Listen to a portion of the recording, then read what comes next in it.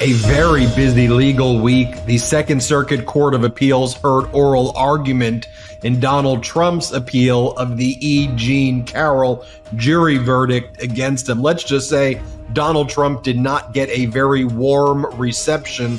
Then Donald Trump held a bizarre press conference in the lobby of Trump Tower where he further defamed E. Jean Carroll and further defamed his other victims as well. He also said that he was very disappointed in the job his lawyers were doing. We'll show you those clips. A significant order was handed down in the Manhattan District Attorney criminal case by Justice Merchan regarding Donald Trump's sentencing, which was scheduled for September 18th. It's not going to take place September 18th anymore. We'll let you know what the order says and why this order was made. We'll also have a brief discussion about what we think was behind this order and what we think the import of it is. And then finally, another very big hearing this week, this one before federal judge Tanya Chutkan in the Washington, D.C.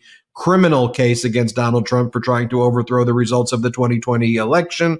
We all know now that a superseding indictment was unsealed recently against Donald Trump, which made slight tweaks to the underlying indictment that was unsealed back in August of 2023. Federal Judge Tanya Chutkan made a major ruling regarding the briefing on Donald Trump's absolute immunity motion to dismiss. And the good news there is that a lot of that briefing is going to be taking place forthwith in September and October. And we're going to get a bunch of new facts that probably have not been revealed to the public yet. As special counsel Jack Smith lays out why he believes Donald Trump should not have absolute immunity for any of these allegations, notwithstanding the Supreme Court's ruling. I'm Ben Meiselas, joined by Michael Popak. Michael Popak, the good, the bad, the ugly on Legal AF. We bring it to you, the straight facts, and we're happy to have discussions, debates on them. You know, and it's certainly a mixed bag this week with, I thought, real positive developments. E. Jean Carroll, Washington, D.C. case, a setback in the New York criminal case. Although you've done a hot take on it where you've seen that as the glass being half full, which we'll save for when we get to that topic. But Michael, it's great seeing you. You too, my friend. I was literally, not figuratively, salivating when we did the lineup for today about what just happened during a week. I don't want people to get, and I don't believe on Legal AF, get any kind of Trump or criminal justice or civil justice fatigue. I think our audience, our unique audience, is here for it. And just going through what I think at bottom, and as reflected by that press conference in front of, I don't know, near the Golden Escalator again, but might as well have been. And the face on Alina Habba, will show that video clip at the appropriate time. I think it was a terrible, on balance week for Donald Trump, especially leading into Tuesday's debate with Kamala Harris, who now has her perfect fulcrum set up for prosecutor versus felon. E. Jean Carroll. We're going to talk about Denny Chin, the judge there of the 3-judge panel. I think I had his first case. He's now about to retire. I think I had his first case when he was a district court judge 30 years ago. Let's just put it this way. He roasted the lawyer, John Sauer, representing Donald Trump, who's like his go-to appellate lawyer. He did a lot of the Supreme Court arguments. We'll talk about that. I don't think that E. Jean Carroll attempt to overturn it. And for good measure, as you pointed out, and I think this is a terrible look optically, he's attacking women, attacking E. Jean Carroll, attacking other people, basically admitting that he committed other sexual assaults on people. They just, according to his lawyer in the oral argument, just weren't crimes at the time he groped people. It's a terrible look before he has to line up to debate Kamala Harris, a debate that he doesn't seem to be taking seriously, as she's holed up at debate prep in a hotel room with a revolving door of advisors getting her ready, including Hillary Clinton doing a little side advice. You know, he's out doing whatever he's doing, appearing at oral arguments that he shouldn't appear at, not appearing in court appearances where he should appear. The sentencing postponed, we'll get there. I think that shadow of being a convicted felon with no real avenue for appeal at the moment, and not yet been sentenced, but knowing the public knowing before they finish registering to vote early or registering to vote and voting that he will be sentenced 2 days before Thanksgiving. I think that is and that the immunity decision, there's 2 decisions postponed by Judge Merchan we'll talk about. Immunity decision by him, meaning no immediate avenue of appeal for Donald Trump.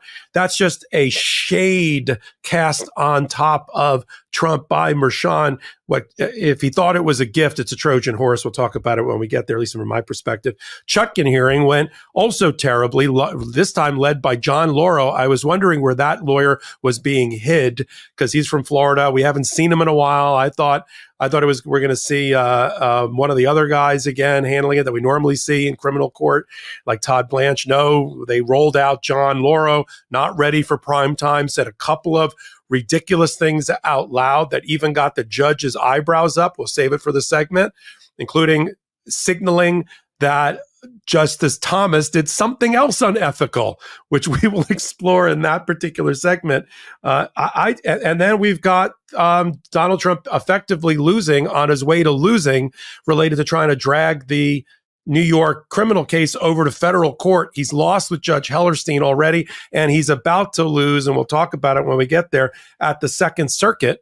And everything that came off of this week is equally bad. It's like if you're a pool player, you try to set up your next shot. The next shot is all set up for the Democrats and for Kamala Harris. The briefing that we'll talk about that's going to be publicly airing of evidence by the prosecutors in the D.C. election interference case, that's going to be the September 26th, well before we get to the end of registering to vote and voting.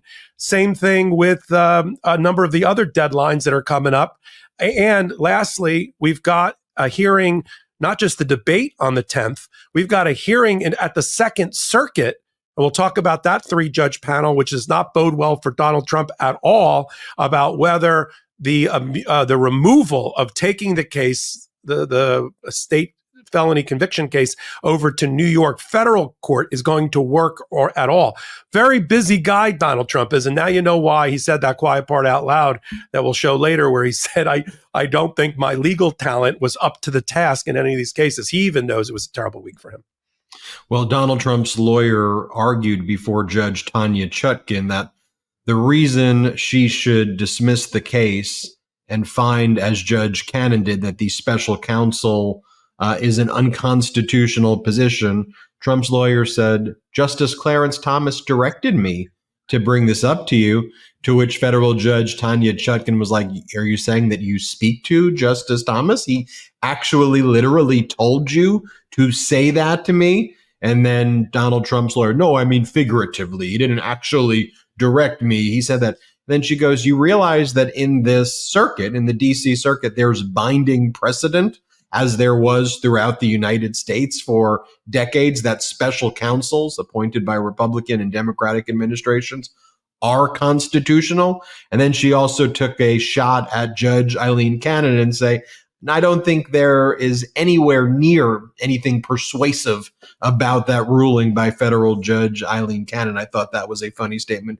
by Judge Tanya Chutkan. I want to show you this press conference, though, that Trump gave after the Second Circuit Court of Appeals argument. And I want to frame it like this first. Here's why it's important that we continue to grow the Midas Touch network and platform, because every corporate media platform pretty much out there normalized this.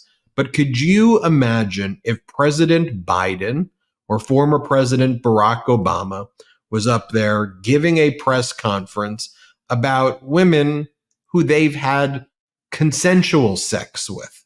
We're not saying even women who have accused them of sexual assault, but consensual sex, and giving a press conference for 45 minutes, making misogynistic statements about the women. Now, Donald Trump spent 45 minutes saying things like, I would not have sexually assaulted her because she's not, and this is an exact quote from Donald Trump, the chosen one. She would not be, quote, my chosen one. There he was referring to another sexual assault victim who alleges Trump sexually assaulted, Jessica Leeds, who said Donald Trump did it on a plane. And then Donald Trump says, So explain to me that I just go up to women and you're saying I just start making out and kissing them and they'll just let me do it? That was part of his press conference. Let's recall there's actually audio tape of Donald Trump introduced in the E. Jean Carroll case, where Donald Trump quite literally says that as a rich person, he just goes up to women, grabs them by their vaginas, and sexually assaults them and sticks his tongue down their throats without their consent because he says when you're rich, they let you do it. Donald Trump is also on audio recording and videotape saying one of the favorite things for him about owning beauty pageants, and remember, he owned teen beauty pageants and other beauty pageants, was he would go in while the girls were changing and inspect their bodies naked. And because he's the owner of the pageant, he says you're allowed to do that. And that was one of the things that he enjoyed about running beauty pageants as one of the things he did for his businesses before the presidency and, before The Apprentice or right around that same time. Donald Trump is someone who is was close friends with Jeffrey Epstein. Currently, Donald Trump's flying around in the Epstein jet, right? They wrapped Epstein's jet that he used to traffic girls and women, and they call it the Trump jet. Not a peep from corporate media. I'm not going to play the clip from CNN where after Donald Trump's press conference, they had someone say, look, we saw Donald Trump really articulate a powerful defense of himself right now. I was like, what? That's what you took out of this? Let me show you clip number one. Here's Donald Trump with Alina Habba looking on, saying he's disappointed with his lawyers. Play this clip. And I'm disappointed in my legal talent, I'll be honest with you. They're good. They're good people. They're talented people. Today at the trial, they didn't mention the dress. So the Monica Lewinsky type dress was a big part of the trial. Big part of the trial. I said, why didn't you mention that? And I heard there was a dress involved. And I want to show you this next one here where Donald Trump doesn't, know that he was not the president in 2023 when the E. Jean Carroll trial took place. And then he further defames her. Here, play this clip. I wanted to show up to the trial, to the first trial. My lawyer, who's not up here, not with us any longer, sir, you should not show up. You're the former president or the president. I don't even know when the trial was, but you're the president of the United States, sir. This is beneath you. I've got this 100%. The dress is negative, but he wasn't able to use it. Sir, it's beneath you to show up. I said, but wouldn't that be bad for a jury? Wouldn't that be sort of bad for a jury if I don't show up? He said, sir, you don't have to show up. I've got this. You shouldn't do it. It's beneath you. It's beneath the office of the president. I understood what he meant by that. And so I didn't show up. And I was found guilty. This was last year. He was not the president. He should know when it took place, quite literally a year ago. Donald Trump fled to Scotland and Ireland. He held a shovel and pretended he was building something there, which he was not. Donald Trump was asked when he was in Europe if he was going to show up, and he said, yeah, I'm going to show up and confront E. Jean Carroll. The judge gave Donald Trump extra time to return and show up. Trump refused to show up. And there he's throwing Joe Tacopina under the bus. And we told Joe that that's what was going to happen to him. And he's blaming Tacopina for it, who's no longer on the team. But Michael Popak, why don't you break that down and tell us about the Second Circuit Court of Appeals argument? Yeah, let's start with that press conference, just so people don't think we do what corporate media does, which is just, as you said, I think so eloquently, normalize it. Joe Tacopina was not the original lawyer in the E. Jean Carroll case. He came in the last 3 months before trial. The lawyer for the case who made all of the decisions, including about the evidence related to the dress, was a person named Alina Habba. You might have heard about her. She's standing next to Donald Trump during most of that, quietly allowing Joe Tacopina's reputation, such as it is, to be thrown on the altar and sacrificed on the altar of Donald Trump's ego and greed. she's the one that screwed up or if there was a screw up in terms of how that evidence was precluded or not, about whether, and let me back up so people, I don't want to talk in shorthand here. E. Jean Carroll claimed that she had a black coat dress that she saved for over 30 years, that she wore the day that she was sexually assaulted, as proven by a jury, 9-0 in New York, not once but twice, in Bergdorf Goodman department store's dressing room, when she bumped in. She had the misfortune of bumping into Donald Trump, who she knew from around town, she being an Esquire, an Elle magazine editor, her husband being a well-known newscaster, and Donald Trump being Donald Trump, and living across the street from this particular department store as he was shopping for a gift, reportedly for Marla Maples, when he was still going out or romancing her. That whole dress issue was not necessarily like the Monica Lewinsky keeping of the blue dress, which she said had Bill Clinton's DNA on it, and we'll leave it at that. This was just to show it was an emotional, psychological issue for her, that she did not want to get rid of the dress. She did not make the decision until much later in life. And after she was allowed to, by a change in New York law, she was not initially going to bring her sexual assault by Donald Trump to light, even though in real time she told two witnesses, we call them outcry witnesses in our business, in the law, which is given an added measure of credibility as evidence when somebody, if it happens in real time, close in time to the traumatic incident, and you tell someone, we call that outcry, as if you were being attacked on the side of the road and passerbys heard you cry out. That's an outcry witness. She had two legitimate, very credible witnesses, both being in the media, one being Carol Martin, who was on CBS News. I grew up with Carol Martin as my local news anchor, and Lisa Birnbaum, who wrote, I think, the Guide to Being a Preppy, or Preppy Handbook. And so they testified that in real time that day, the issue that was disclosed. The dress, and whether it should have been, quote unquote, tested for DNA that would have survived 30 years, was an issue before Judge Kaplan, the federal judge. And because Alina Habba screwed up the issue, Judge Kaplan ultimately denied the DNA test, the requirement of a DNA test. Donald Trump would have had to provide his DNA in order for that to be tested, and he refused throughout missed deadlines all along the way. And the judge says, I've had enough. And you're not at the last minute, right before trial, now going to say you're willing to give us your DNA. That should have been done a year ago. So the dress doesn't come in. Nobody gets to mention the dress, but that is on Alina Habba, one of many professional malpractice screw-ups by Alina Habba in various cases. Joe Tacopina, and I'm not here to defend Joe as a member of the New York bar, even though I could. Joe Tacopina came in 90 days before trial. But when I've taken over cases, I think you have too, Ben, where you basically have to wear somebody else's clothes, because everything in the case is over, but you're being asked to try the case.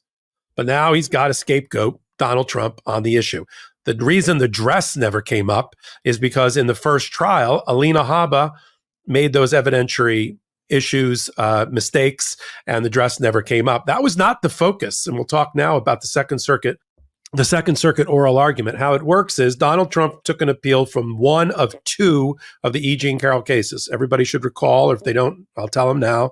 There were two cases. The original case, Carroll 1, is E. Jean Carroll suing before one jury, a 9-person jury, and she won 9-0. They found that she was sexually assaulted. They almost found that she was raped by Donald Trump, except for a technicality in New York law at the time. They couldn't determine from the evidence that was presented how she was penetrated, to use the lack of a better word, whether digitally with a finger or something else. And so they left it at sexual assault, which is still pretty bad. I mean, I would not want to go down in my history, have it written in my obituary that I technically raped somebody, but Donald Trump seems to have no problem with that. So the jury found that and awarded her economic damages and some punitive damages for a total of $5.5 million. Donald Trump appealed that, arguing all sorts of things. The judge didn't like me. The judge allowed in evidence that he shouldn't have, including primarily the primary focus of if I understood it from having heard it, the primary focus of Trump's argument had nothing to do with the dress. That may have been news to Donald Trump, who decided to attend that oral argument, but the focus was on whether the other, what we call propensity witnesses, other witnesses that were similarly attacked by Donald Trump, and the Access Hollywood clip that you talked about, the hot mic clip where Donald Trump in a production van with Billy Bush of Access Hollywood said exactly what he just said he'd never said before at his press conference, which was, "Oh, I get to kiss women and jam my tongue down their throats because I'm a celebrity, and I can grab them by the P word because I'm a celebrity and get away with it." That was the hot mic moment. It tanked Billy Bush's career. Donald Trump ended up getting elected president because we didn't know about it until the very, very end. That got played, and two pieces of evidence got played. Natasha Stoyanovich, who worked for People magazine, who was doing a puff piece about the new marriage of Donald and Melania. Visiting, as soon as Melania left the room, she testified that Donald Trump pushed her up against the wall and tried to jam his tongue down his throat. That sounds familiar. And Jessica Leeds, who had the misfortune of being given a first-class upgrade on a flight, sitting next to a guy she had no idea who it was, but it turned out to be Donald Trump, who eventually, according to her testimony in front of the jury, put his hands on her breasts and molested her. To which John Sauer, during the oral argument before the three-judge panel led by Judge Chin, said, "Well, there wasn't a crime on the books back in that time for touching a woman on a plane." To which Robbie Kaplan, who was representing E. Jean Carroll, said, "It's always been a crime to sexually assault somebody on a plane now and then." I mean, that's their defense. He sexually assaulted her, but it wasn't technically a crime. This is what Donald Trump is left with at this point. And that may be one of the reasons that Donald Trump's not happy with his legal talent, because they make arguments like this. Chin also, to stay on the Second Circuit panel for a minute, and I've been in front of a couple of those judges before, it was a hot bench. Sauer has a technique. I guess it's a technique. First of all, he sounds like if you gargled with broken glass and washed it down with a pot of bourbon, that's what John Sauer looks like. He's almost unlistenable. Now, I know that he once clerked for Judge Ludick, should have been Justice Ludick, Judge Ludick, and I know he's allegedly smart, but when he's an oral advocate at the appellate level, he's terrible, and he's almost unlistenable. And at one point, Judge Chin said, "Whoa, whoa, whoa, whoa, slow down. Slow down when you're making your arguments, because we can't follow them." Because Sauer almost thinks he's getting paid by the word. And he crams in, 100 pounds of stuff into a 10-pound sack. And he I guess he thinks he's effective. It's so distracting, and there's so much that he vomits out that almost the appellate panel can't keep track. But they kept track because this was brief before. And so at the end, Denny Chen, who's probably going to write this opinion, and you have to get a majority vote out of 3 on the panel, he said to him, "Look, everything that you seem to be complaining about seems to be focused on evidence and decisions that Lewis Kaplan, the trial judge made, the district judge made about evidence. But you'll have to acknowledge, won't you, sir, that when it comes to evidence, that is something that we give wide berth to the trial judge on an abuse of discretion standard, which is very hard to overcome. We let them run their courtroom and evidence decisions in real time. And it's going to be an uphill battle for you to tell me that this evidence made a difference and or was necessary to the verdict and or even it should have been precluded." I mean, when Robbie Kaplan argued, and she got some hot questions too. It wasn't like there wasn't a hot bench for both of them, but it just, on balance, it was definitely a turbulent bench for John Sauer, sorry. And we're going to get a decision there. I'm a betting person. They are not going to order a new trial, which is what they asked for. They're not going to vacate the decision. They're not going to chastise Lewis Kaplan. They're going to deny the appeal, dismiss the appeal ultimately. And it does dovetail to the second case, the Carroll 2 case, in which he's facing an $88 million, now almost $100 million with interest, judgment brought by a second jury in New York, also 9-0 against Donald Trump. They're all 9-0, 12-0, 9-0. I did the math the other day on a hot take. It's like 54-0 in jurors against Donald Trump, state and federally, criminally and civilly in the last 2 years. And that doesn't include grand juries. Seriously, he's never won.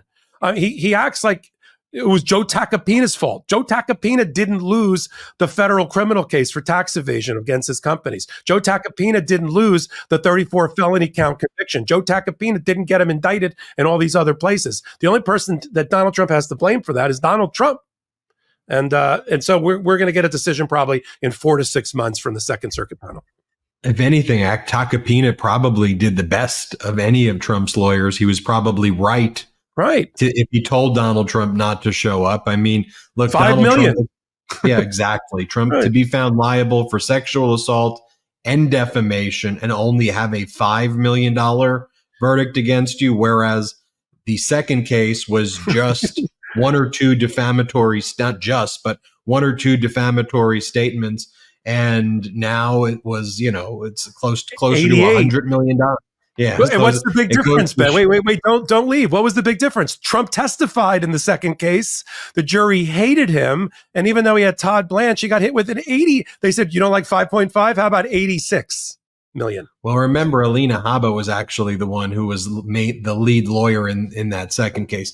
I want to take our first quick break of the show. Remind everybody about patreon.com/legalaf. Next week, we'll do another partner associate meeting. Michael Popak, you and I will be there with all the Legal AFers. We'll come up with a day that works for both of our schedules. So if you ever wanted to meet Michael Popak and support the growth of this independent media platform, patreon.com/legalaf is the place to go. I want to thank, of course, all of our sponsors that also make this show possible. Don't go anywhere. We have a lot more show. Let's take our first break of the day. Look at my recording studio. You don't think I worry about window treatments? You don't think I care about privacy? Look at the windows behind me. I need window treatments. And now finally, there's a better way to buy blinds and window treatments. It's called 3-Day Blinds. They're the leading manufacturer of custom window treatments in the U.S. And right now they're running a buy one, get one 50% off deal. We can shop for almost anything at home. Why not shop for blinds at home too? 3-Day Blinds has local, professionally trained design consultants who have an average of 10 years or more of experience that provide expert guidance on the right blinds for you in the comfort of your home. Just set up an appointment and you'll get a free, no obligation quote the same day. Not very handy? I'm not. The expert team at 3-Day Blinds handles all the heavy lifting. They design, measure, and install, so you can sit back, relax, and leave it to the pros. There's a better way to buy blinds and window treatments. It's called 3-Day Blinds. They're the leading manufacturer of custom window treatments in the U.S. 3-Day Blinds has been in business for 45 years, and you may not hear it in the name, but they make an incredibly high-quality product. That's why they are the highest rated blinds company on Trustpilot at 4.7 out of 5 stars. No matter your unique need, from motorization to home automation to room darkening or child safety, with 3-Day Blinds, you choose from thousands of options that fit any budget or style. And with actual samples, you won't be guessing about what your blinds will look like. Right now, you can get 3-Day Blinds, buy one, get one 50% off deal on custom blinds, shades, shutters, and drapery. For a free, no-charge, no-obligation consultation, just head to 3dayblinds.com/legalaf. That's buy one, get one 50% off when you head to 3dayblinds.com/legalaf. One last time, that's the number 3, DAY, blinds.com/legalaf. Don't let the back-to-school season set back your nutrition. Green Chef is making it easy to stick to your healthy eating habits with a new, more flexible menu featuring over 35 customizable recipe options every week. New options include doubling your portion of protein or veggies, or swapping to a plant-based protein like organic tofu or tempeh. Are you dairy-free, gluten-free, vegetarian, or vegan? Green Chef has over 15 recipes every week to support those lifestyles and more. You'll also find over 15 weekly recipes that are ready in 25 minutes or less. So you'll have the power to tailor the menu to your needs, satisfying and nourishing everyone in your family in about 30 minutes. In our household, we have our newborn daughter as the new center of our universe, making time for healthy eating important, but increasingly scarce. That's why we love using Green Chef to ensure that the family gets all the nutrition they need without the mess and time commitment but also without all those terrible takeout containers. Take your clean routine further with 2 times the support, Green Chef's healthiest menu ever, and access to thousands of top-rated gyms and fitness studios worldwide from ClassPass. For a limited time, new Green Chef subscribers will also receive 50 free credits to use at ClassPass. That's about a month's worth of membership. Every week features rotating options to suit a variety of lifestyles, including the science-backed Mediterranean diet. There are always plant-based meals on the menu, along with Calorie Smart and Keto ones. Go to greenchef.com/legalafclass for 50% off your first box plus 50 free credits with ClassPass. That's code legalafclass at greenchef.com/legalafclass to get 50% off your first box plus 50 free ClassPass credits. Green Chef, the #1 meal kit for eating well. Welcome back. Thank you to those sponsors, Michael Popak. You do those reads, it's like an art. It's like an art form. I want to go and have the chat with you about what went down in the Manhattan District Attorney criminal case. There were all these different machinations this week and in the past 10 days, right? The sentencing was scheduled for September 18th. The headline is Justice Merchan adjourned the date, meaning it's not going to be September 18th anymore. It's going to be moved to November after the election. And Justice Merchan explicitly says he's moving it because of the election and it's too close to the election. But here are just some of the maneuvering that was done. Donald Trump tried to remove the case to federal court before Judge Alvin Hellerstein, who was previously assigned the case when Donald Trump tried to remove the case for the first time back in 2023 in July, and it was rejected by Hellerstein in July of 2023. That's why that's the judge. When Trump tried it again, it went to Judge Alvin Hellerstein. First, he denied it on a technical ground. Donald Trump did not attach the certificate that was required to show that the judge gave consent and found a good cause for the removal, and the district attorney never gave consent or an agreement to remove it to federal court. Trump cured the technical defect, and then very swiftly thereafter, Judge Hellerstein said, well, you've now cleared the technical defect, but you haven't shown good cause. Denied. You can't remove the state case to federal court. I'm bringing this up because Trump's whole plan of moving this to federal court was all about delaying the sentencing and removing it from Justice Merchan. So the fact that Justice Merchan has moved the sentencing date not necessarily makes it fully moot what Trump was trying to do with these removals, but I'm trying to let you know what the strategy was here. So then Donald Trump tries to ask Judge Hellerstein to stay all of the proceedings, federal and state, while Donald Trump appeals to the Second Circuit Court of Appeals. Judge Hellerstein rejects that. Then Donald Trump goes to the Second Circuit to request emergency expedited hearing from the Court of Appeals. It would be a different panel than the panel, because different panels get randomly assigned to cases.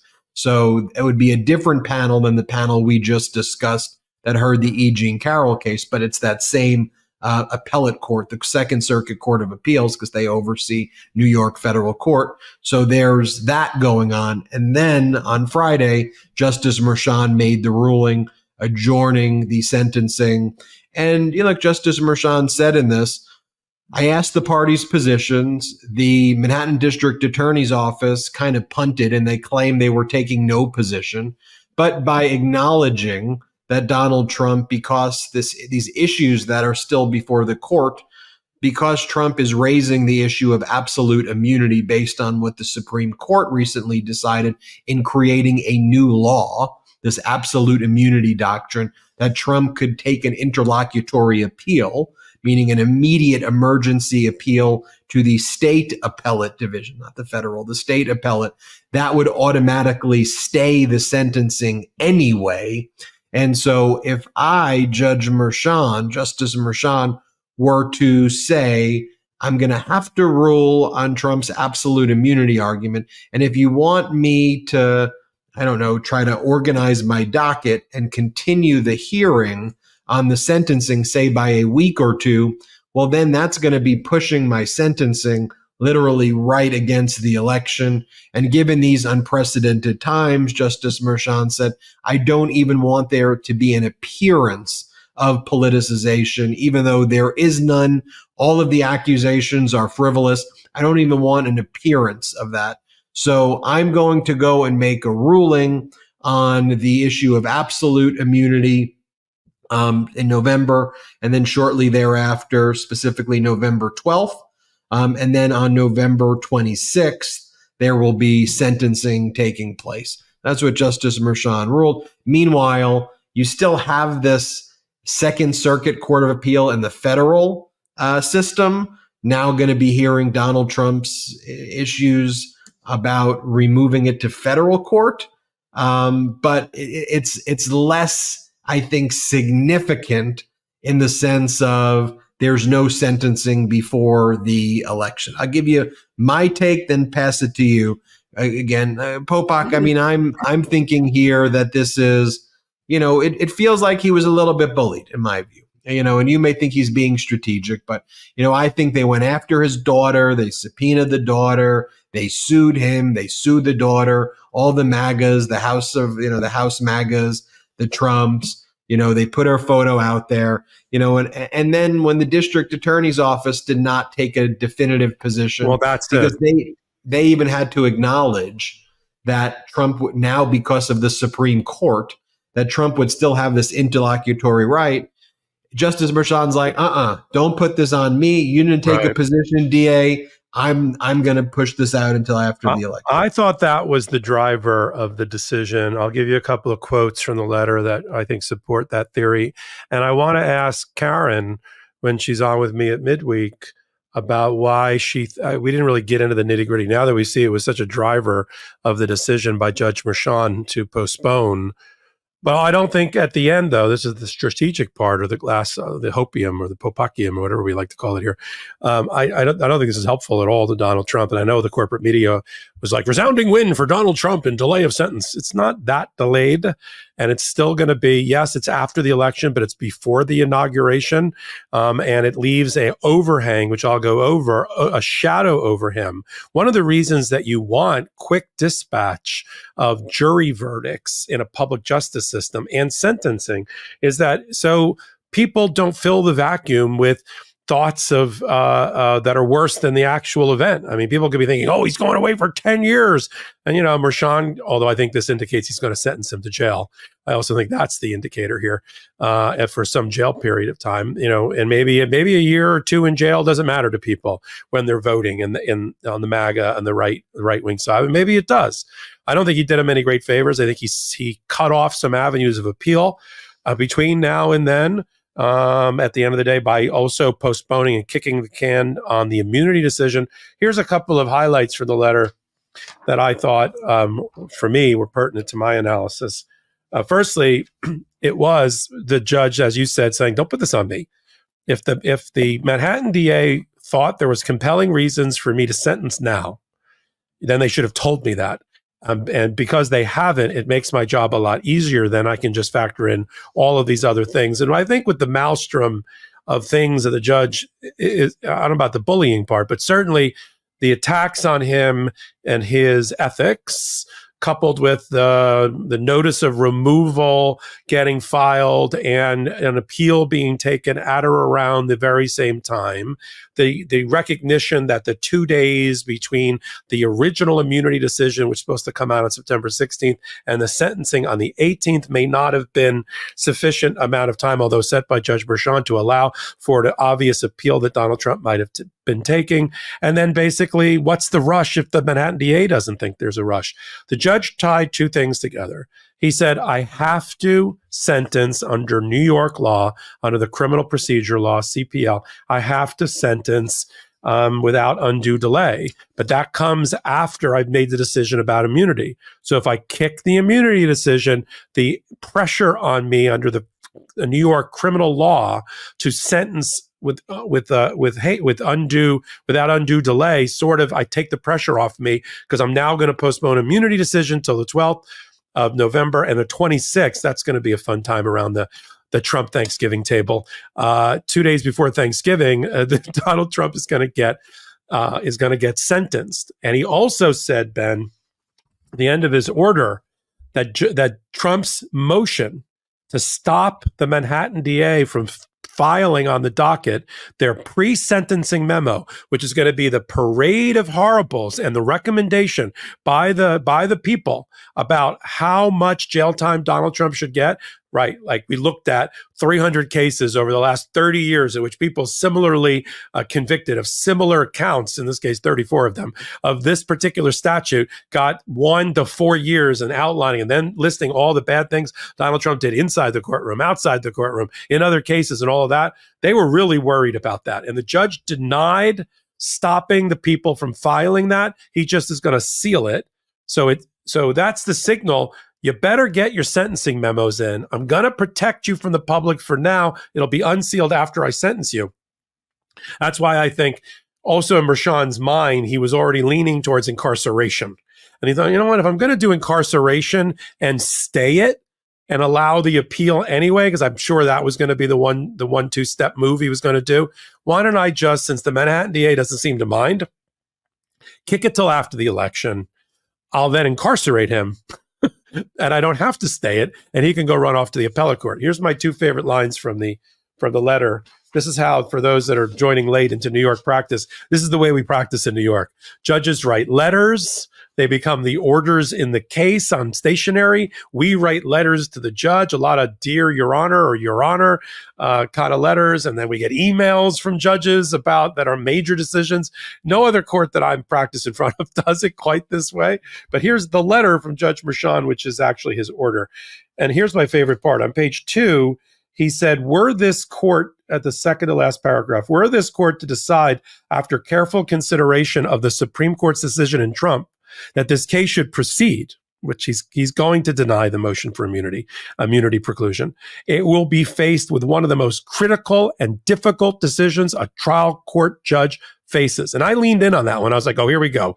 Sentencing a presidential candidate during the middle of an election. No, that's not what he wrote. He said it's one of the most critical decisions. Sentencing of a defendant found guilty of crimes by a unanimous jury of his peers. He's from the Chutkan school. I don't want to hear about the election calendar, nor what the guy in front of me who's been convicted or indicted of crimes, what he does for a living or what he wants to do for a living, i.e. president or wants to be president.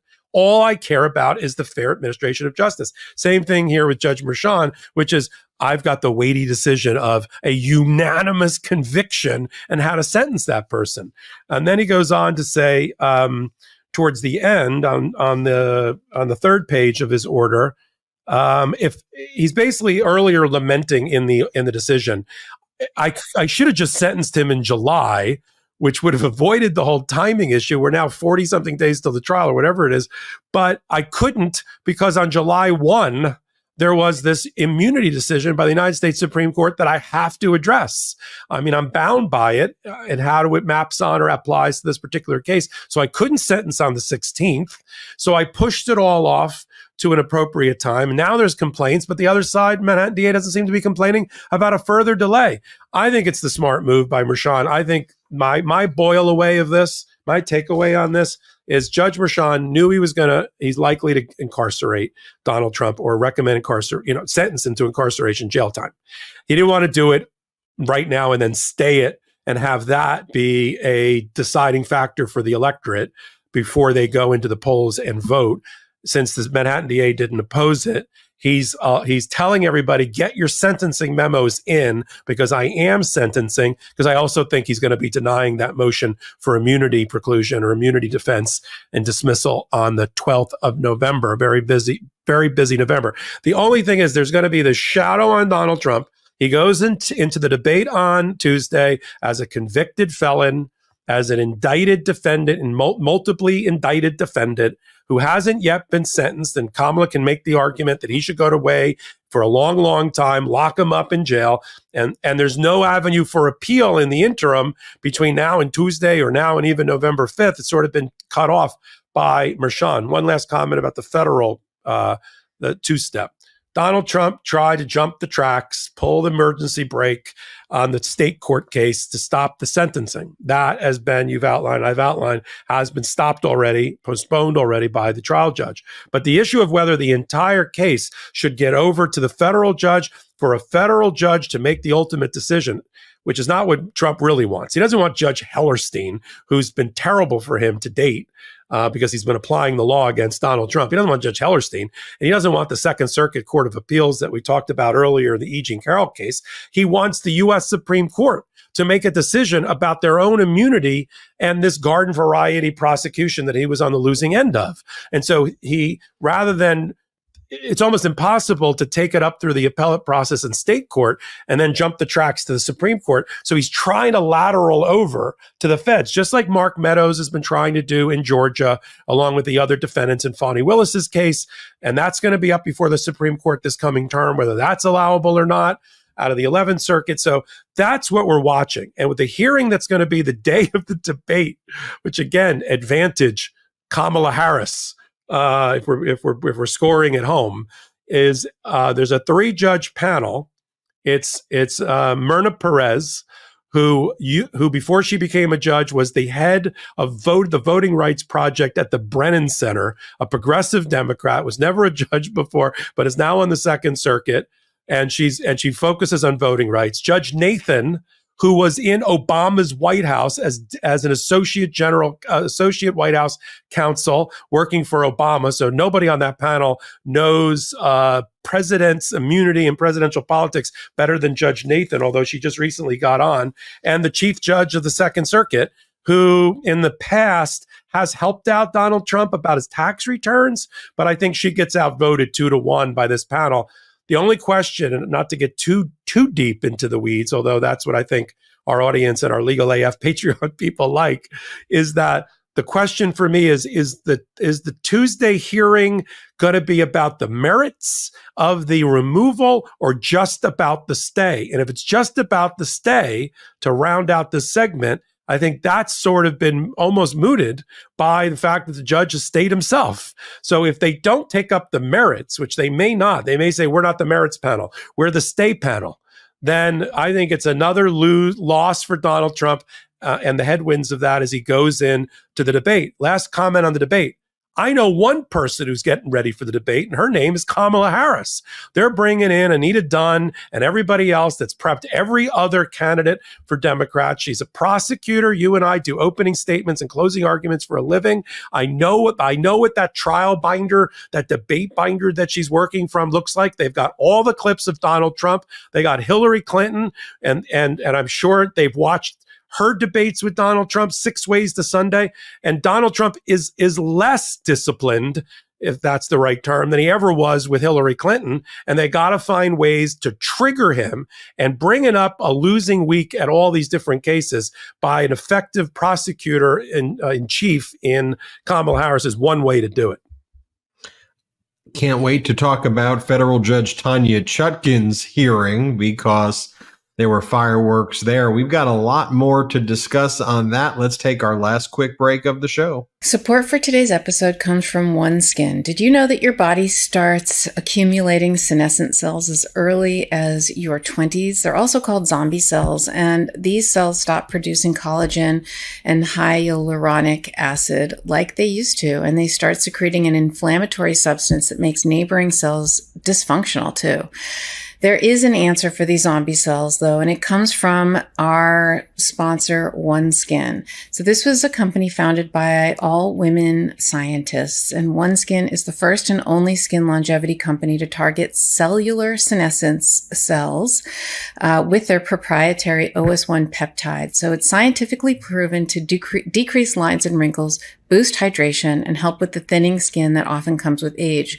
Don't just take my word for it. They've got over 4,000 5-star reviews for their full line of face, body, sun, and travel size products.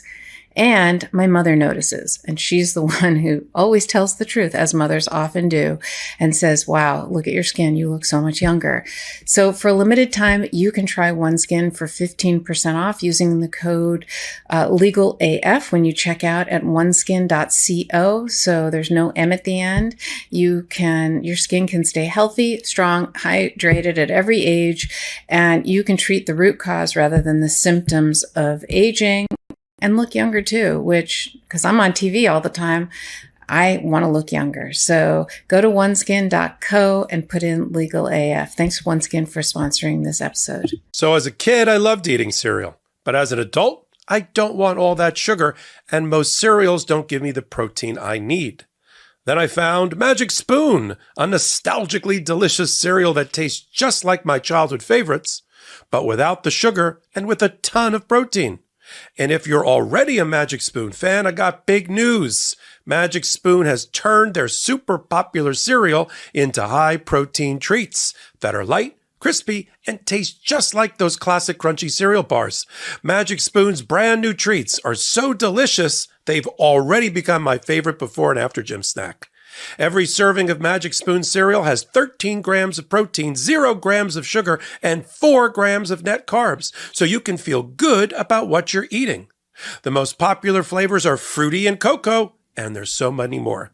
Magic Spoon's brand new treats are crispy, crunchy, airy, and an easy way to get 11 grams of protein on the go. And for the first time ever, Magic Spoon treats are available in grocery stores with delicious flavors like marshmallow and chocolatey peanut butter. My favorite is Magic Spoon's chocolatey peanut butter treats. And by the way, they're my wife's favorite too. They're our favorite late night snack. Get $5 off your next order at magicspoon.com/legalaf or look for Magic Spoon in your nearest grocery store. That's magicspoon.com/legalaf for $5 off. Magic Spoon, hold on to the dream. Let's face it, after a night with drinks, I don't bounce back the next day like I used to.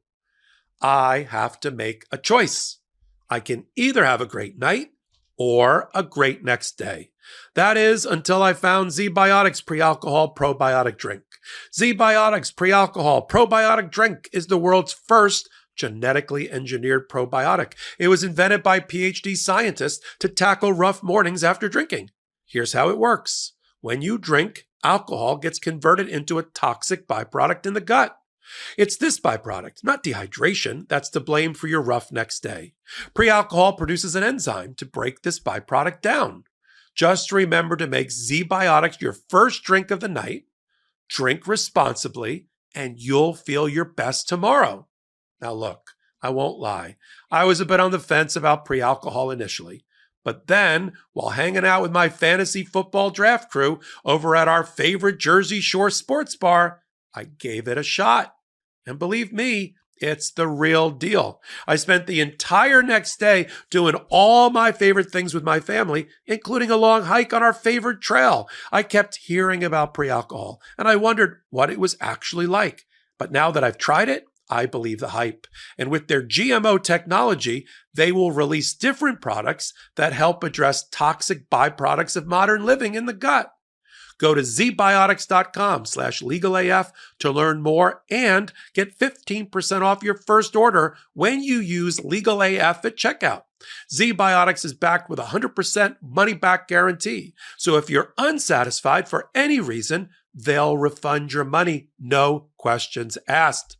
Remember to head to zbiotics.com/legalaf and use the code LegalAF at checkout for 15% off. Welcome back to Legal AF. Thank you to those sponsors. And it's a good thing when you got a lot of sponsors like that because it shows the growth of this show. And you know, we got a lot of great discounts as well. And the discount codes are in the description below. So, Michael Popak, a big hearing in the Washington, D.C. federal criminal case against Donald Trump, a superseding indictment, was recently unsealed. Special counsel Jack Smith impaneled a grand jury in secret that re-indicted Donald Trump with some slight tweaks in how the indictment was pled, some different language, if you will, to conform to the Supreme Court's ruling on absolute presidential immunity. I mean, look, Donald Trump appointed 3 right-wing Supreme Court justices who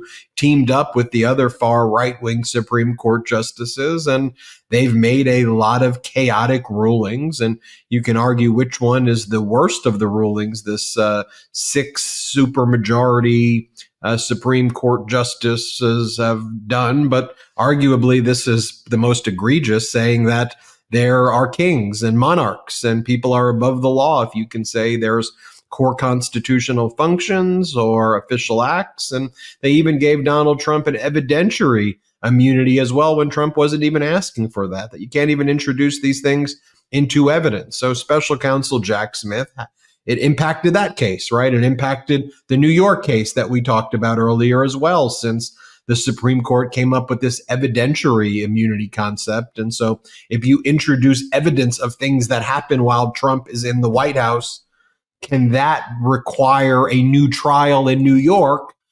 Is that harmless error or is that reversible error? That's the issues that are before Justice Merchan in New York. And here in Washington, D.C., the issues are more along the lines of Jack Smith having to frame this indictment in terms of Donald Trump is a citizen, he's a candidate. And he did this not in his official capacity, but in a unofficial, non-presidential capacity to try to overthrow the results of a free and fair election. So Jack Smith knows that Donald Trump's going to bring this motion to dismiss again. Everybody knows that following the Supreme Court's ruling and based on how this superseding indictment is pled. So Jack Smith wants to be very efficient about it. So Jack Smith was saying to Judge Chutkan, here's an expedited briefing schedule that we should follow. Donald Trump was saying, yeah, let's not expedite this. Maybe we deal with whether there is a legitimacy behind the special counsel. Like Judge Cannon made the ruling that special counsels are unconstitutional only as they relate to Donald Trump. They're apparently constitutional when they're prosecuting Hunter Biden, because that's fine. But when they're against Trump, special counsels are eliminated. So Judge Chutkan, can you maybe look at that first? And then maybe later we'll get to the absolute immunity issue, which I think we talked about in the last Legal AF. You could obviously tell what gamesmanship that is, because if you truly thought you had immunity, wouldn't you want immunity to be addressed right away? Would you want to, if you were accused of something and you believed you're immune, would you want to be like, yeah, let's save immunity for 2025. Let's deal with some other issues first. That's kind of what Donald Trump was arguing. So the parties went before Judge Tanya Chutkan. It was like the first time they were before Judge Tanya Chutkan. Jack Smith's team, Tom Windham on behalf of the DOJ, John Lauro and others for Donald Trump. First time they were in front of Judge Tanya Chutkan in about, since December of 2023, when there was a hearing on Trump's motion that she denied before it went through the Supreme Court and all of these delays took place. So Popok, why don't I hand it to you? Tell us what went down at this hearing and what was the order by Judge Tanya Chutkan. What's the import of that in terms of the filings? Yeah, we waited 8 months for this hearing. A lot of orders in between getting us here. The judge was working overtime last month to kind of issue, once the case got returned to her by the United States Supreme Court in a mandate. She had some work to do. She did some chopping some wood beforehand and denied some motions, set some briefing schedules. We know that Jack Smith asked for 3-week extension to turn in his term paper. And the judge says, all right, well, seems to be no objection to that. We'll give you the 3 weeks. And then Jack Smith went out and went to a sitting grand jury and got a superseding indictment in the interim to defend the superseding indictment against the immunity decision by the Supreme Court, not his original indictment. And this hearing did not go well for Donald Trump, not just because Judge Chutkan basically adopted, as you and I predicted, and I predicted on a hot take, virtually the entire schedule and scheduling process logistically, but that was proposed by the special counsel through Tom Windham, was adopted by the judge, including letting the prosecutor go first to defend the indictment against the immunity decision, which is a little bit unorthodox. Usually a motion to dismiss goes first by the defense, and it gives an extra brief to the prosecution, but she went that direction. Donald Trump said before the hearing, why don't we schedule all this out so it's in late 2025, like beyond even the inauguration? Maybe we never get to it. And the judge was like, no, we're going to go with the briefing schedule ultimately that the prosecutors proposed. And the reason is, and I wrote a note on this, she didn't quite say it this way, but this is the imagery I had in my head. She wants at high velocity to get to that brick wall at the end of the road. What I mean by that is she admitted, as we all knew, that the loser of any of her rulings about immunity are the person that comes in second, Trump or the prosecutors, are going to take an appeal. And the quicker we get the trial court decision-making done, appropriately, but expeditiously and quickly, the quicker the party can take the DC Court of Appeals appeal, which we know takes, a month or 2 months or 3 months, depending upon what's going on in their lives, and then up to the United States Supreme Court to see if she did it right. So rather than stretch out all of her proceedings so that the inevitable, as she admitted, the inevitable immunity decision we're all hurtling towards gets made like in the 2026, let me get my work done here with the lawyers here quickly. So she set all these dates that we talked about earlier. She wants the first brief to be the prosecutor's brief, which is a bad look for Donald Trump, as the prosecutor has said in the brief, which means filed on the public docket, which means you, me, Karen, and the rest of the network get our hot little hands on it on the 26th of September, in which they're going to put up new evidence they're going to air new evidence that we've never seen before. And Donald Trump hasn't seen before. I mean, it's somewhere buried in the discovery he's been given, but he doesn't know how it was going to be used, and all in an effort by the prosecutors to defend their superseding new indictment from a new grand jury against the immunity decision, arguing that none of the facts, none of the evidence that they plan on using at the trial falls into any of the immunity buckets, and if they do, that they'll be able to rebut the presumption of immunity, or it's not immune from prosecution. The evidence or the acts, anything that's listed in the new superseding indictments. First brief is the 26th of September. Actually, the first issue will be on the 19th of September, when Donald Trump has to finish up his arguments about why he's entitled to more discovery, more data and documents and information and witness statements from the special prosecutor. She wants him to conclude his discovery motion practice on the 19th. Again, this is Judge Chutkan effectively adopting the prosecutor's position that all of these issues should be done simultaneously, so that when she makes the immunity decision, wink, wink, nod, nod, against Donald Trump, and the superseding indictment survives, that may go off on appeal, but everything else is sort of done in the case and can go up on an omnibus appeal almost at the same time, rather than sequentially, which is what Donald Trump wanted, right? Rather than concurrently, he wanted it sequentially, like, well, let's do immunity first, and then we're going to file the motion to say that if it survives that, then we'll turn to Jack Smith being illegitimate, and then we'll file our motions to dismiss, and we'll do all that seriatim, and we'll be in 2026 by the time that's over. Judge says, no, you're all taking appeals. Let me get my work done quickly. I'll adopt their schedule. That sounds like a good idea. That immunity briefing by the government is you're in my. We refer to it sometimes internally as prime rib, prime roast. We can't wait to get our hands. I'm going to put my napkin around my neck and a knife and fork, and so are you. We're going to dive into that. There's going to be a whole bunch of new stuff, some of which we may have sensed from the Jan 6th report that was issued, but some of it we probably have never heard of before in our lives, and we'll hear about it for the first time, which means the electorate and the voting public on the 26th of September, while voting registration and early voting is both still going on, will be out in the ether, out in the water supply for voters, really, really important. It's not the mini trial that I never thought they were going to do, but they feel they got to defend their evidence against the aspect of the immunity decision of the Supreme Court that goes towards evidence. Then we've got the two. That's one golden nugget, as I talked about it in a hot take. The second one is this back and forth, this cat and mouse between John Lauro, and I can't for the life of me know why they brought him out of mothballs to argue here. John Lauro is a Florida criminal defense lawyer. At best, I thought I would have seen him in the Mar-a-Lago case, but I guess since the Mar-a-Lago case has gotten dismissed and is on appeal, there was nothing for him to do.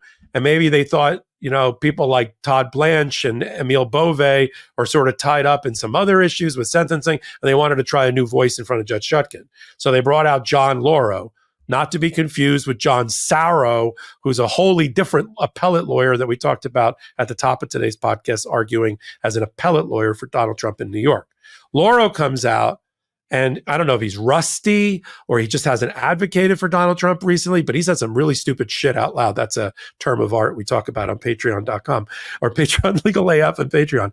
For instance, when he said, well, Judge, we're going to file a motion to disqualify and find illegitimate the prosecutor under the appointments clause of the U.S. Constitution, just like Judge Cannon's ruling that just came out. And there the judge kind of sat back. This is people that were in the courtroom, kind of sat back with their hands folded and said a version of, I didn't find Judge Cannon's ruling particularly persuasive. And I think it is against the weight of precedent of my bosses at the D.C. Court of Appeals, the United States Supreme Court. That's that hierarchical jurisprudence or stare decisis that the Department of Justice has complained that Judge Cannon ignored, which means in simple terms, she's ignored the rulings of her bosses in making her decision. They work within a hierarchy of appellate courts above them, which of course Cannon ignored. So the Cannon motion, what I call it, she basically laughed out of court. He can file it, but you already see he's running, he's climbing Mount Everest without oxygen with Judge Cannon, to which he decided he needed to double down on it and reinforce it and show that it had some credibility by saying, well, Justice Thomas invited us to file that motion. She said, excuse me? Justice Thomas invited you? Well, what he's referring to is in his concurrence, and for no other reason, because he didn't have to write a concurrence. In his 2-page concurrence, he set the table for Judge Cannon, basically improperly. He did two things improperly. He communicated to the parties where he stood on a certain issue that could be in front of him in the future, which is a violation of his ethical duties as a judge. You're not supposed to signal to parties who may have a matter in front of you in the future about what your position is before you've rendered your position. But instead, he laid out the strategy. He said, file the motion.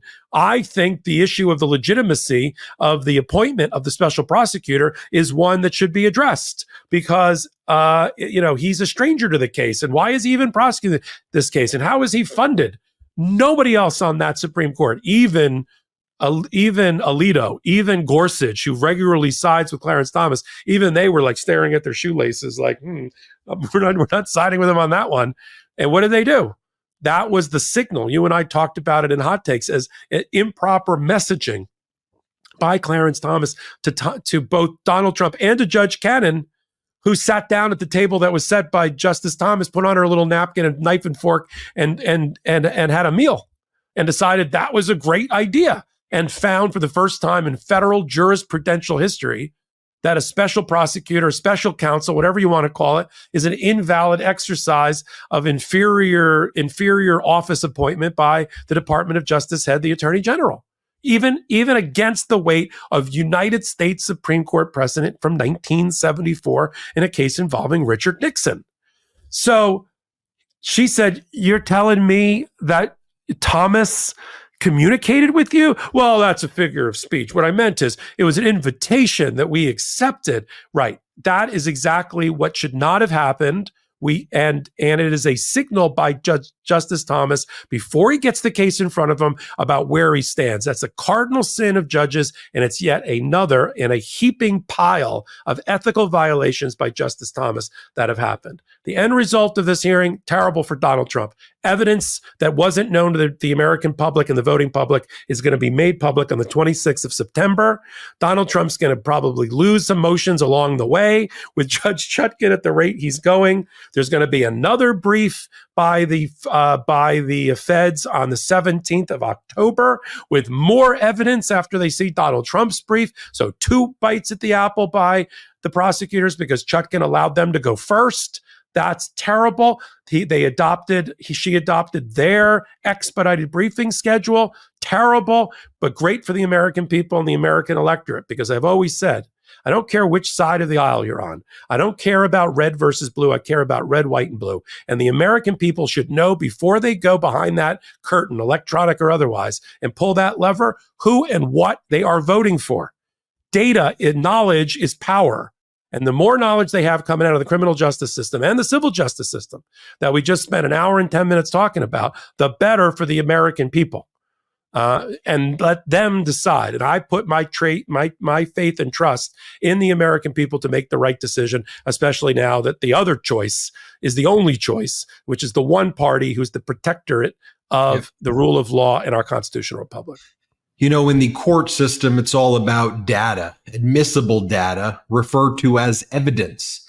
And when juries, going back to your point, Michael Popak, have heard the evidence against Donald Trump in the environment, the sterile environment, if you will, of the court where all of the propaganda is removed, right? Our legal system is about admissible evidence.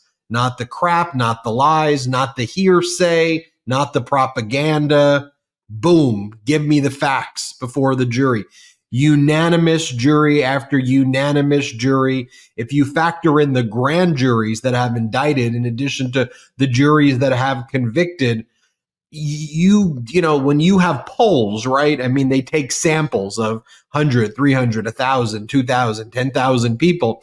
But just imagine a poll where quite literally hundreds of citizens now, if you factor in the grand juries, the special, you know, the juries have come together and essentially have unanimously found that Donald Trump is a criminal, or that Donald Trump is liable for sexual assault, liable for these civil cases over and over again. When they're given the data, it is incumbent upon us, we the people, to make sure that Americans get the data, that just like the jury gets admissible evidence, that we are making sure that the American people are armed with the data. There are so many psyops that are out there that the right wing is running right now, whether it's RFK wants to be on the ballot in these states, but not on the ballot in these states, whether it's Fox and all these right-wing propaganda networks spewing all of that. We didn't talk about it on this show, but I'll just give a hat tip to it right now. The Department of Justice indicting Russian nationals for using an American media company as a front for Russian disinformation, to use right-wing influencers to divide we the people and spread Russian propaganda. What a compelling indictment, detailed facts. But even with an indictment like that, Fox comes out and mocks it. Russia, Russia, Russia. Here we go again. Democrats are weaponizing the justice system. Oh, they're claiming that Russia's the reason for all of these. I mean, that would be like during Watergate, if you had a media network out there going, Watergate, Watergate, Watergate, breaking. Looks like the DOJ is being weaponized against Nixon. But that is exactly what Roger Ailes wanted when he created the concept of Fox and found a Australian billionaire in Rupert Murdoch. They created this entity together, and now there's been so many models like that, right-wing media models, that have spread these lies and disinformation. So the best way to deal with that is by putting out the facts and the truth. And my view is that facts and truth aren't liberal or progressive or conservative. They should just be the facts. And that's what we try to cultivate here at the Midas Touch Network, an audience of informed viewers, pro-democracy viewers, And that is what we are going to be focused on here each and every day. So with that, I want to thank everybody for watching. Michael Popak, always great spending these weekends with you. I want to remind everybody to hit subscribe. Let's get to 4 million subscribers. Subscribe to Legal AF also wherever you get your audio podcasts. You know, you can listen to this in the car, when you're jogging, if you're on the bus or a train or plane or wherever.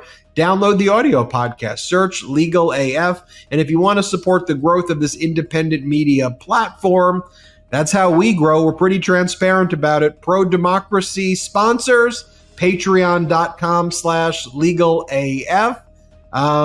You know, and those emojis that you see at the bottom, kind of the main ways we grow this platform and grow the show. Thanks everybody for watching.